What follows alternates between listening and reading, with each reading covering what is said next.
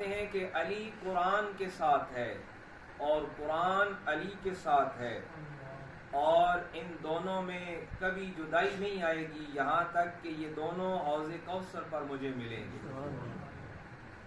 حضرت عبداللہ بن عباس رضی اللہ عنہ روایت کرتے ہیں کہ اللہ کی کتاب میں کسی اور کی اتنی عظمت و شان بیان نہیں ہوئی، اور فرماتے ہیں نزل فی علی 300 آیہ۔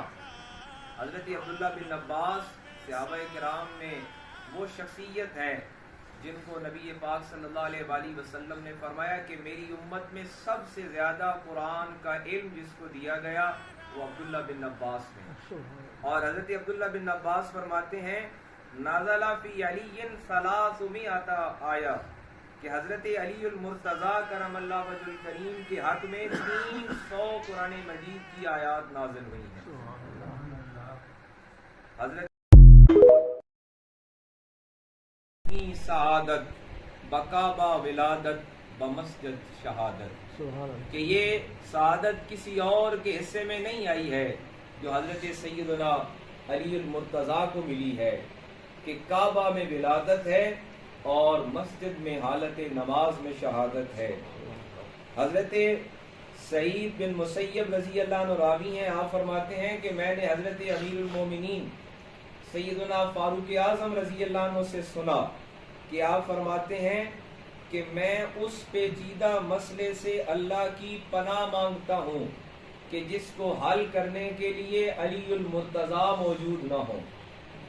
یعنی ہر پیچیدہ مسئلہ حل ہو جاتا ہے جب جناب مولائے کائنات باب العلم جناب علی المرتضیٰ موجود ہوں۔ اور حضرت عمر فاروق فرماتے ہیں کہ میں پناہ مانگتا ہوں اللہ کی کہ کوئی ایسا مسئلہ پیش آئے کہ جہاں حضرت علی المرتضیٰ موجود نہ ہو۔ حضرت علی المرتضیٰ کا مقام آپ کی قرآن شناسی کی وجہ سے ہے، قرآن فہمی کی وجہ سے ہے، اور آپ کی فقہی صلاحیت کی وجہ سے ساری امت میں منفرد ہے۔ دیکھیے کہ حضرت ام المومنین سیدہ عائشہ صدیقہ رضی اللہ عنہا روایت کرتی ہیں، آپ فرماتی ہیں کہ علی عالم الناس بالسنہ، کہ علی وہ شخصیت ہیں، وہ ذات ہیں کہ تمام انسانوں سے بڑھ کر جن کو سنت کا علم ہے۔ حضرت علی المرتضیٰ کو اس لیے ساری امت سے منفرد اعزاز حاصل ہے۔